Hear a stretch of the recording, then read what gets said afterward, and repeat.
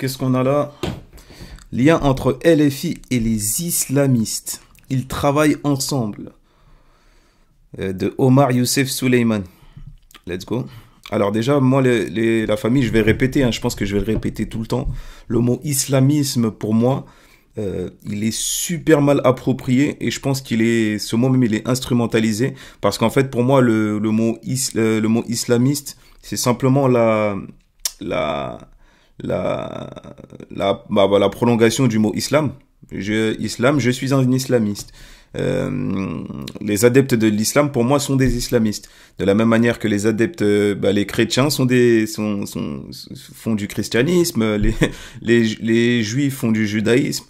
Donc, et c'est pour ça que je pense qu'il y a une volonté de diaboliser ce mot. Et en fait, eux, ils veulent parler des extrémistes. C'est les extrémistes qu'ils ont transformés en islamistes et c'est passé, la petite sauce, elle est passée. Sinon, c'est bien les extrémistes, ceux dont ils parlent en tout cas, les gens qui appliquent la religion de l'islam de manière extrême, tout simplement. Ouais. Et comme je dis toujours, hein, ils ont bien joué, hein, ils ont réussi puisque c'est le truc, il est passé. Au final, les islamistes, un islamiste, c'est quelqu'un qui pratique sa religion de manière abusée, c'est un terreau, c'est tout ce genre de personnes là. Youssef Suleiman. Alors sur le plateau qui on a, bienvenue sur Europe 1. Alors on a que des mecs d'Europe 1, donc que des mecs, je dirais pas d'extrême droite, j'ai pas envie de généraliser, mais on a que des, enfin je pense on va voir que des mecs qui prennent l'islam à charge en tout cas, qui prennent le LFI à charge, pardon. J'ai dit l'islam. Après ça peut, c'est pas faux non plus. Et on a l'invité Omar Youssef Suleiman, donc apparemment c'est un gars un écrivain, un essayiste qui va charger, qui va fracasser LFI. Ok, let's go. L'auteur du livre qui fait le buzz en cette rentrée, Les complices du mal. Alors je l'avais, mais j'ai oublié de le prendre avec moi en studio. En couverture, on y voit, merci beaucoup, je vais le montrer comme ça à l'image sur europe1.fr. On y voit en couverture l'égérie pro-palestinienne de LFI, Rima Hassan, livre que vous avez consacré donc aux liaisons dangereuses entre la France insoumise et les islamistes. Alors ce livre inquiétait suffisamment les dirigeants de LFI pour qu'ils demandent à la justice de pouvoir le lire. Avant sa parution, ils ont été déboutés. Peut-être pour commencer, Omar Youssef Suleiman, votre réaction à cette action en justice? Ce livre inquiétait suffisamment LFI. C'est au-delà du fait qu'ils inquiétaient LFI, c'est surtout que peut-être qu'il y a des gros mensonges dedans en fait. Moi, tu sors un tas de merde sur moi et que je suis au courant que le livre va sortir. Je vais demander à le lire. C'est complètement normal. Et c'est marrant parce que dans tous les médias, et même France Info, BFM TV, ils ont dit à LFI en mode vous voulez pas que ce livre sorte, vous avez peur que ce livre sorte, il y a trop de vérité dedans. Tu sais, les questions super malhonnêtes. Alors que non, en fait, t'as dit de la merde sur moi, t'as diffamé, en fait, t'as fait de la diffamation sur moi. J'ai juste juste pas envie d'être diffamé, en fait, tout simplement. Ça me paraît logique pour moi, mais bon. Ce qui vous a aussi offert un coup de pub inattendu, il faut bien le dire. Hein. J'étais tellement surpris. Vous voyez, moi, je viens de la Syrie, un pays dirigé par la censure. Après, les gars, moi, peut-être que je vais apprendre des choses. Hein. Je vais essayer d'être complètement objectif. Peut-être que je vais apprendre des choses. Du régime de Bachar el-Assad. Et je me retrouve 13 ans plus tard. Peut-être que je vais apprendre des choses par rapport à ça et peut-être que je vais voir qu'il y a vraiment des liens entre LF et les islamistes. Hein. Faut pas être aveugle non plus. Hein. Faut pas suivre comme un toutou, faut pas suivre un gourou. Hein. Faut essayer d'être objectif. Faut essayer d'y voir clair. C'est juste que moi, quand ça vient d'Europe 1 ou de CNews, je sais déjà que là il y aura un manque d'objectivité parce qu'ils vont inviter qui vont-ils payer, ils vont inviter qui ils veulent. Donc voilà. Face aux politiques qui voudraient me faire. Tu m'entends? Ouais, vas-y. Ah, ok. Vas-y. Alors, petite pause.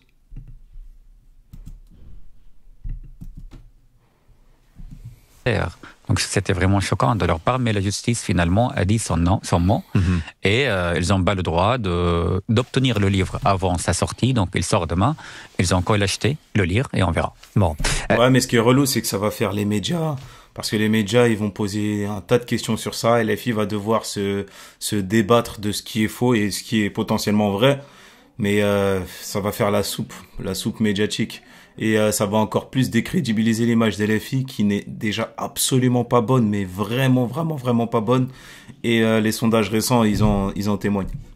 Effectivement, vous racontez un petit peu de votre histoire. Vous êtes né en Syrie, vous avez aussi grandi, vécu un peu en Arabie Saoudite. En tout cas, en 2012, au début de la guerre civile syrienne, vous prenez la décision de fuir. Moi, les gars, s'il y a des liens qui sont faits, moi, je veux bien qu'ils soient mis à la lumière du jour. Comme ça, c'est carré, comme ça, c'est fait, tu vois. S'il y a des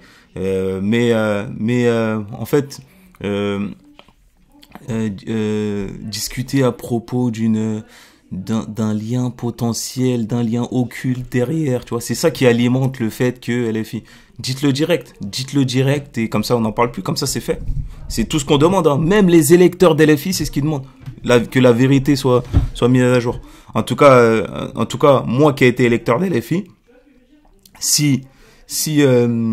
moi je veux juste la vérité, je m'en fous, je cherche pas à les défendre, je veux pas que je veux pas que je dis électeur d'LFI, juste que j'aime énormément Manuel Bompard et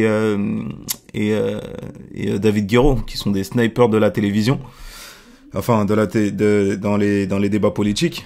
Et donc que ce soit mis à la lumière du jour, c'est tout. C'est tout simplement ça que je demande, hein. Moi, je m'en fous, hein. C'est pas moi qui va me battre pour des gens. J'ai pas un soutien inconditionnel à un parti, hein, comme certains l'ont. Donc je m'en fous complètement. Vous demandez l'asile politique à la France. Et dernière chose, moi je regarde la politique comme une émission de télé-réalité. Donc là, pour moi, c'est une série que je suis en train de regarder. Je suis en train de faire une réaction à une série. Je suis en train de commenter une série. Donc parce que les politiciens, c'est des comédiens. Tout simplement. Vous l'accorde, votre famille est restée là-bas, donc on imagine la tension pour vous, mais vous vous revendiquez de gauche, et c'est ça qui est intéressant, parce que vous découvrez en France, vous venez de nous le dire, qu'il y a une gauche halal, comme vous dites, une gauche qui courtise les islamistes, et vous n'aviez jamais vu cela, parce que dans le monde arabe, la gauche est l'adversaire, pour ne pas dire l'ennemi des islamistes, et réciproquement. Effectivement, ça c'est historique, vous voyez, que la gauche n'a jamais été l'ami aux islamistes dans les pays arabes. Et quand j'étais infiltré ici pendant un an à peu près dans les manifestations organisées parfois par la France insoumise ou des associations palestiniennes radicales et islamistes, j'avais l'impression de ne pas être en France.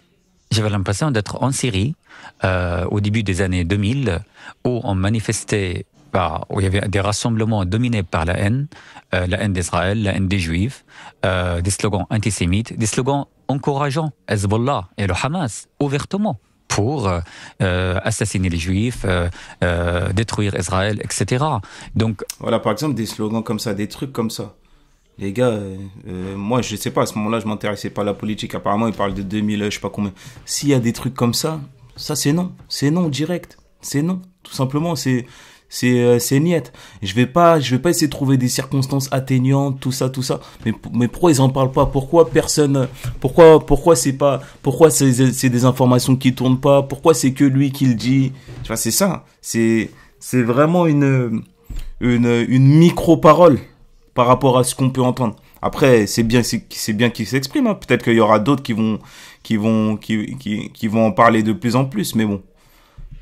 Revoir ça, place de la République, à Paris, en 2024, 2023, c'était affreux. Oui. Ok, donc c'était en 2023-2024. 2023-2024, ouais. Après, j'ai envie de te dire, dans tous les partis, tu verras des abrutis, ou je sais pas comment on peut appeler ça, des galères, des mecs qui viendront, tu verras toujours le côté extrémiste, et ça malheureusement je le déplore, hein, les gars, je le déplore complètement. C'est guess, quand tu viens, en fait tu pollues le message avec d'autres messages extrémistes, c'est relou. Et pareil, du côté de l'extrême droite, t'as aussi la droite qui va vraiment diffuser son message, et t'as l'extrême droite qui va diffuser un message extrémiste, raciste, nanani. Donc en fait, les extrêmes seront toujours les ennemis de ceux qui veulent transmettre le bon message, le vrai message. En fait, surtout que je ne voulais pas que les islamistes détruire ce pays, la France. Maintenant, la question, c'est est-ce que un membre d'LFI, Parce que c'est bien de parler des sympathisants. Les sympathisants, c'est toujours des galères, hein. Les adhérents, c'est des fans. C'est des galères, c'est des fans, c'est des supporters. Donc c'est comme un peu comme les hooligans. Ils vont y aller avec leur extrémisme, hein, tout simplement. Maintenant, interrogeons les concernés directement. Que ce soit Bompard, Mathilde Panot, David Guiraud, Aurélie Trouvé, je sais pas, n'importe qui, Hugo Bernalicis, n'importe quel membre de l'FI. Ce serait intéressant d'interroger directement les concernés pour voir ce qu'ils en pensent.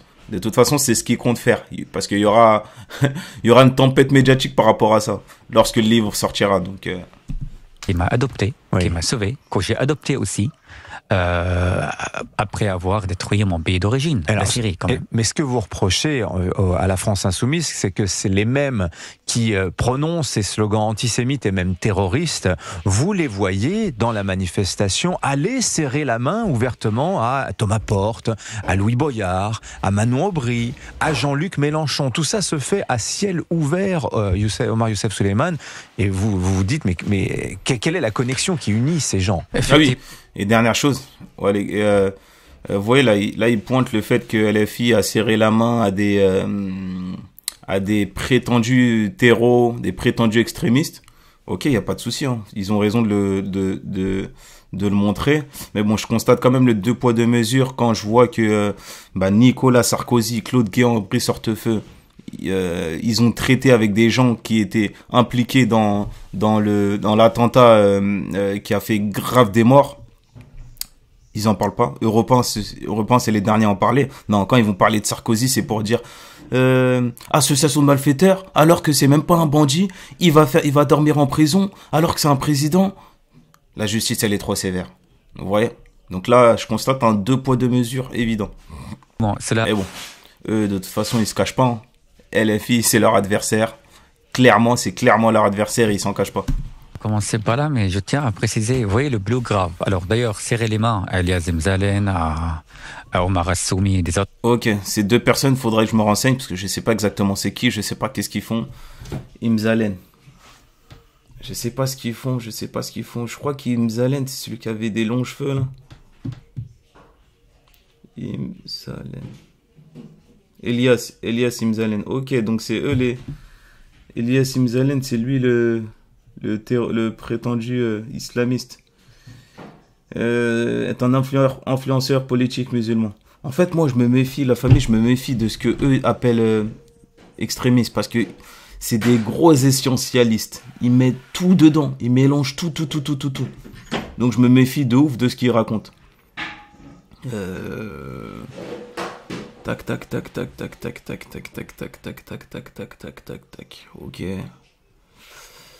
Ok, Elias Imzalen a une formation de juriste et est marié. Son épouse a un temps dirigé une association militant pour le port du voile intégral. Ça, Wikipédia, ils mettent bien ça en avant pour montrer que, ouais, il anime le site communautaire Islam Info. Il défend une vision communautaire des musulmans qu'il invite à se constituer, qualifié de certains observateurs de néo-salafistes ou de fréro-salafistes. Le fonctionnaire Nanani considère, lui, qui n'est pas salafiste. C'est un militant politique, un agitateur. Il cherchait une nobilité avec Islam Info. Ok. Bon, bref. Bref. Ouais. Ok. Islamiste et antisémite dans ces manifestations, ça c'est très grave.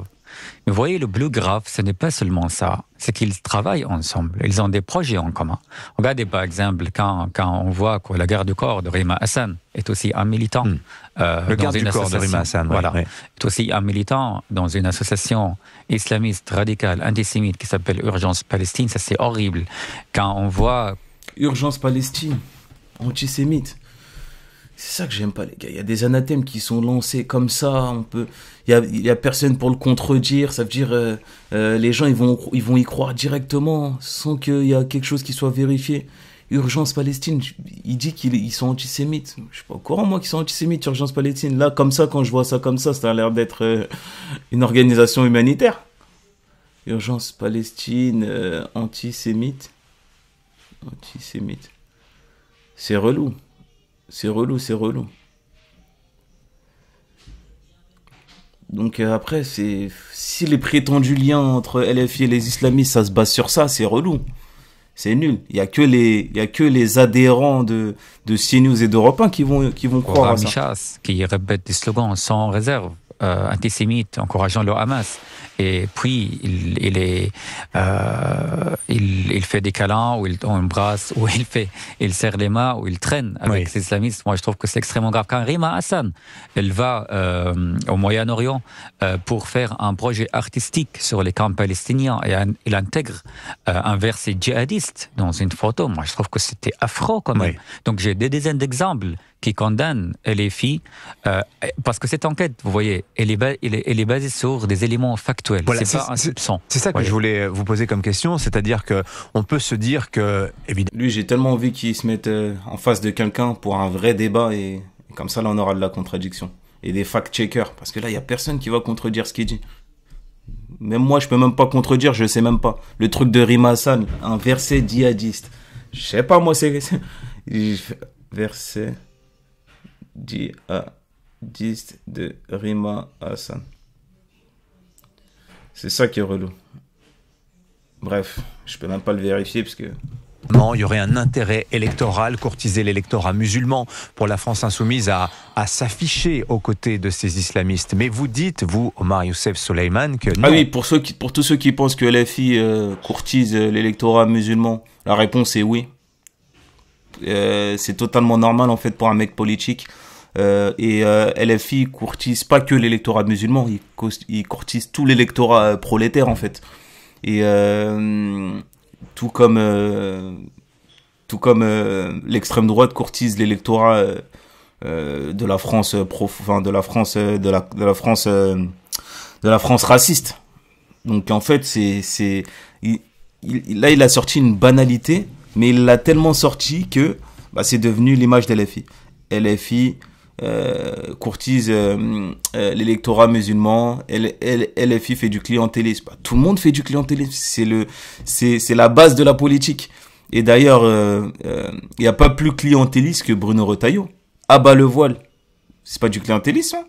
Le jour où il a dit ça, vous croyez que dans les sondages il est pas grimpé de ouf? Il a pas récupéré tous les électeurs du RN quand toutes les positions qu'il a prises. D'ailleurs, c'est pour ça qu'on le qualifie de à droite de la droite, parce que c'est tous les propos qu'il a tenus, ça s'apparente quand même à de l'extrême droite. Donc et ils sont un peu jaloux, tellement qu'ils en rendent jaloux le RN, les députés du RN, tous les politiciens du RN. Donc voilà, lâcher des banalités comme ça, comme LFI fait du clientélisme, alors que tout le monde fait du clientélisme. Mais bon. Il y a des connexions. La France insoumise sait parfaitement ce qu'elle fait quand elle tend la main aux islamistes, qu'elle s'affiche à ses côtés. Effectivement. La France insoumise et la Rima Hassan incarnent la haine de la France. Elles sont la honte pour la France. Parce que quand on fait ça, on divise les Français entre musulmans et juifs, musulmans et français. Vous voyez, on diffuse un discours identitaire pour des intérêts électoraux. Ça, c'est extrêmement dangereux. Ce n'est pas la France que je connaissais. C'est pas la France de Jean Jaurès. C'est pas la France de Paul Éluard. C'est pas la France que je suis venu pour la reconnaître. Mm-hmm. Et effectivement, il y a un intérêt électoral de la part de LFI. C'est-à-dire les LFI, ils instrumentalisent les islamistes pour des votes, et aussi de leur côté, les islamistes utilisent LFI comme un cheval de Troie, et j'ai les preuves sur ça, pour avoir des intérêts politiques et pour arriver à l'Assemblée nationale. Je sors un petit peu du livre. Après, la famille, peut-être je suis aveugle, hein. Peut-être que c'est un truc que je vois pas, peut-être je suis aveugle, et peut-être que c'est vraiment vrai ce qu'il raconte, hein. Mais bon, je te cache pas que là, j'ai vraiment trop peu d'infos pour croire à ce charabia. Omar Youssef Soleiman, mais vous êtes aussi journaliste. Comment vous regardez ce qui s'est... En fait, j'ai trop peu d'infos et j'ai trop de raccourcis à la va-vite. J'ai trop de raccourcis. Quand ils ont parlé du clientélisme, parler de une personne qui va avoir une longue beubare et qui a parlé à LFI, pour eux c'est un lien entre LFI et les islamistes. Est-ce qu'il y a des trucs comme ça? Non. Montre-moi quelqu'un qui est vraiment impliqué dans une dinguerie un peu comme Sarkozy, tu vois, ceux dont tu vas jamais parler. Montre-moi des choses comme ça. Récemment passé, la reconnaissance de l'État de Palestine par... Mais si tu me dis, ouais, le garde du corps de Rima Hassan a un jour participé à une manifestation, c'est sûr qu'on va trouver des liens pour tout, alors. Je te rappelle que Benjamin Netanyahou, c'est lui qui a, et d'ailleurs ça c'est important de le rappeler à chaque vidéo, hein. Benjamin Netanyahou, c'est lui qui a limite fondé le Hamas, hein. C'est lui qui a fait péter, qui a fait percer le Hamas. Donc à partir de là, est-ce qu'il y a un lien entre Israël et le Hamas? Non, ça CNews, c'est les premiers à ne jamais le dire, à toujours dissimuler cette vérité. Ils vont jamais le dire. Je l'ai jamais entendu sur CNews. Emmanuel Macron, vous considérez que c'est une victoire culturelle de cette France insoumise qui travaille main dans la main avec les islamistes? Personnellement, je pense... Voilà. Et maintenant, on est venu là, on est sur la fin de la vidéo, on est venu à la conclusion. La France insoumise. À la base, c'était des liens. Hein. À la base, c'était liens secrets. Après, c'est devenu liens. Et là, c'est devenu, ils travaillent main dans la main. Bientôt, ça va être, ils les soutiennent à fond. La LFI sont des adorateurs des islamistes. Je suis toujours pour la solution de deux États, un État israélien et un État palestinien. Je me demande actuellement, cette reconnaissance, ça sert à quoi? C'est ça la question. Oui. C'est-à-dire, de point de vue comme une idée, évidemment, je soutiens cette idée. Mais est-ce qu'il est utile aujourd'hui? Est-ce qu'il est possible? Est-ce qu'il est réaliste avec l'existence de Hamas, avec d'autres milices palestiniennes qui existent encore au Moyen-Orient, avec les collaborations entre ces milices et certains pays arabes, surtout avec le Qatar, vous voyez. Je me demande si c'est réaliste ou pas. Et ce n'est pas, en fait, ce livre, le sujet, ce n'est pas vraiment la Palestine et Israël. Ce sujet, c'est sur ceux qui instrumentalisent ce sujet pour leur propre intérêt politique. Voilà, et la grande force du livre, parce que... Ok. Et fin de la vidéo. Et oui, une chose que je rappelle, qu'il faut toujours rappeler, pendant qu'ils traitent LFI d'antisémite, je rappelle que Zemmour vient d'être condamné. Donc lui, pour le coup, c'est vraiment avec la justice. Il est condamné pour racisme. Il est définitivement condamné pour racisme, pour haine, pour provocation à la haine raciale. Et ça, on oublie de le dire. Enfin, il y a personne qui en parle, mais vraiment personne, encore moins Européen CNews. Et d'ailleurs, même pas que eux, hein. BFM TV, même quand ils invitent Zemmour, même France Info, il y a personne qui en parle. Si ce serait de l'antisémitisme, on en aurait parlé à toute patate. Et c'est là que tu vois qu'il y a un deux poids, deux mesures, mais de ouf, entre ces deux discriminations. Parce que le racisme et l'antisémite, ce sont deux discriminations. Et il y a une discrimination qui a beaucoup plus de valeur qu'une autre. À bon entendeur, salut, les plus calibrés s'allument au clair de la lune.